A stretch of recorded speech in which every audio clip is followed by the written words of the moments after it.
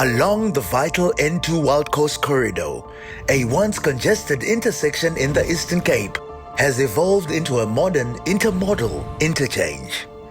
Safer, smoother, and built for the future. But this project is more than just infrastructure. It's a celebration of local skill, local jobs, and a community powering its own progress. This is a story of growth, partnership, and the Wild Coast moving forward. So this project, the Ndabakazi Interchange, is part of the broader N2 Wild Coast Corridor, which is one of SANRAL's strategic corridor in South Africa, and primarily it links the provinces of Eastern Cape as well as KwaZulu-Natal.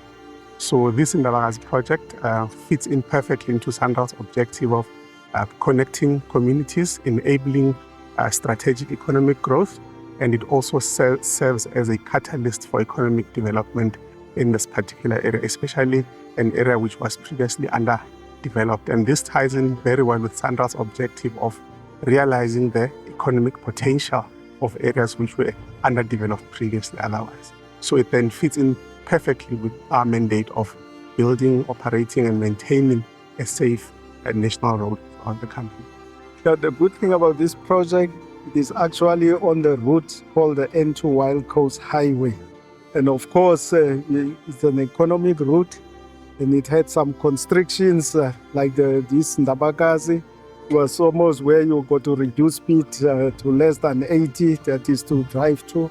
And now what it symbolizes is that is the freight corridor that is open for all sorts of modes of transport. As you can see that this is an intermodal, that is transport system, where you've got hawkers, taxi guys, and pedestrians. So this thing is a major boost that is to our fight against road death. So road safety is significantly improved by just having this facility. Right. Because the main thing, we don't want to lose any lives on our roads, and so this one then talks to that. Overall, the cost of this project was 490 million, so almost R500 million. And that cost includes all of the supporting infrastructure. So the four-lane highway in either direction, the community road upgrades, as well as the taxi ranks. As we know, this created 227 jobs over a 3-year period, and also involved 49 small enterprises. There were a lot of people that also got the opportunity to the project, the subcontractors, also the laborers, and also it also gives the access to the communities so that they can take also the short time, and also when we engaging with the stakeholders, so everybody was involved in the project, including the municipalities, traditional leaders, and also in terms of giving the subcontractors 30%. 30% of the project was given to the local municipalities, and also we also achieved the target because it was 37%. So we achieved the target as SANRAL. Previously, there were so many numerous accidents. Also, I've lost a family member, my dad's brother.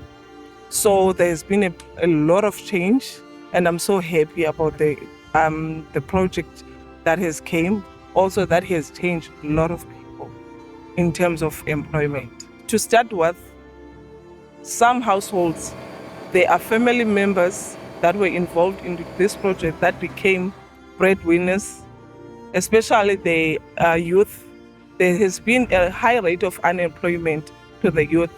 So ever since then, it has been improved, and I'm so very much glad. I've gained growth and exposure, I would say, for my company. And because now I'll be going for a higher grade in terms of CIDB grade level, that will mean that my company will be going for greater opportunities. I wouldn't say we had much challenges because we're dealing in teamwork. When I say teamwork, The only thing that we had, because we're underdeveloped, like small companies, SMEs, it was capital.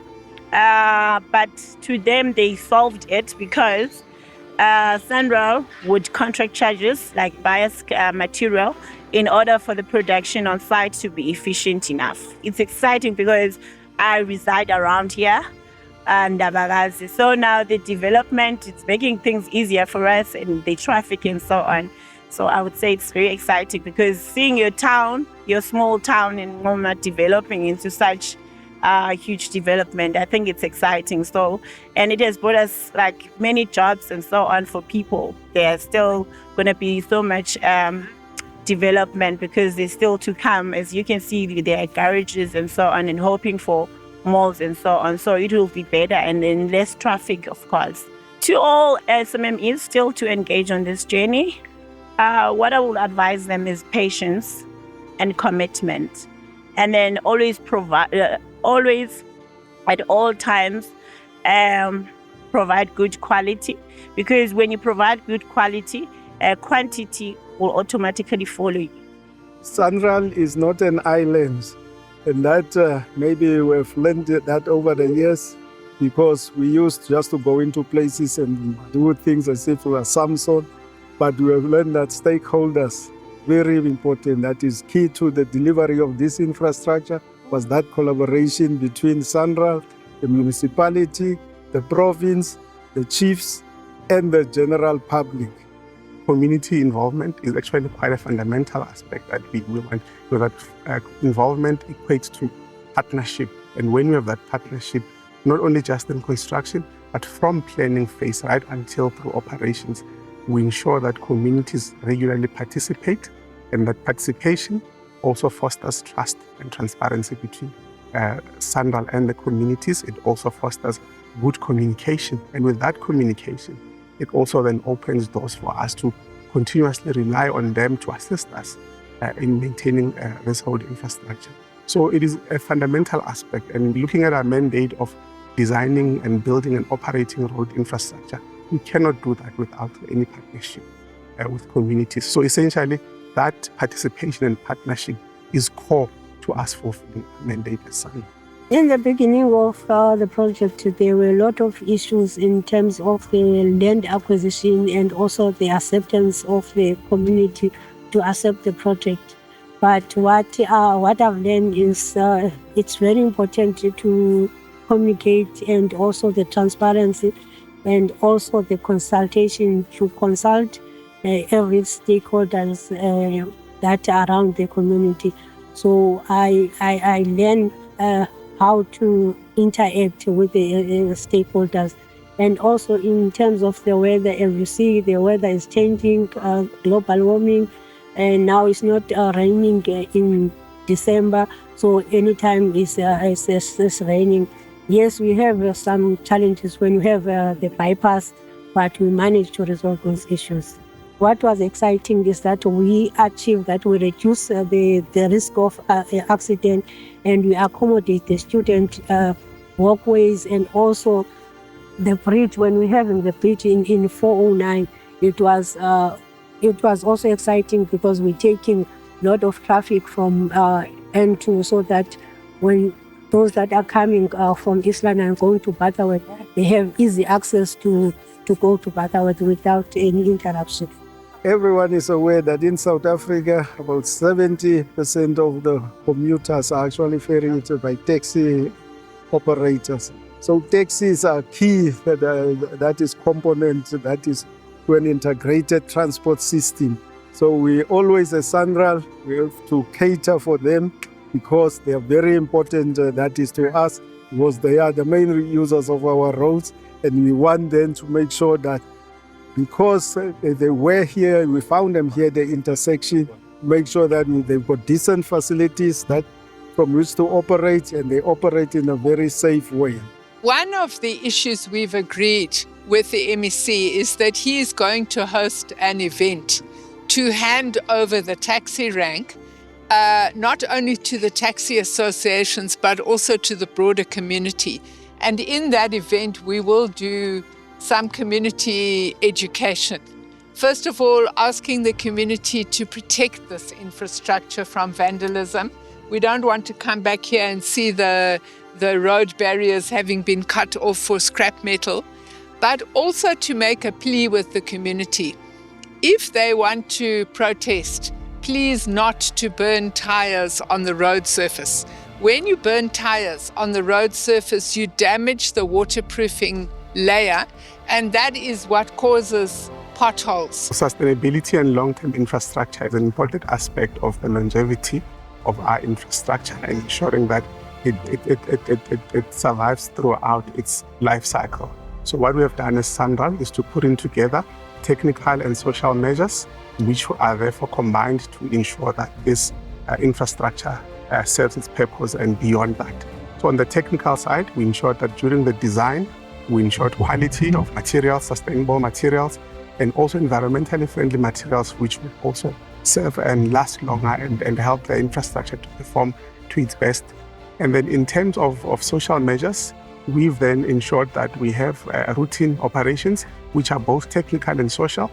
And social in a sense that the routine maintenance contracts allow the participation of the local community. In what way?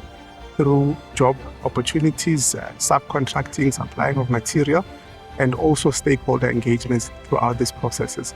In that way, this fosters that sense of ownership by communities, and combining this gives us the perfect model to ensure that we have long-term sustainability for this infrastructure.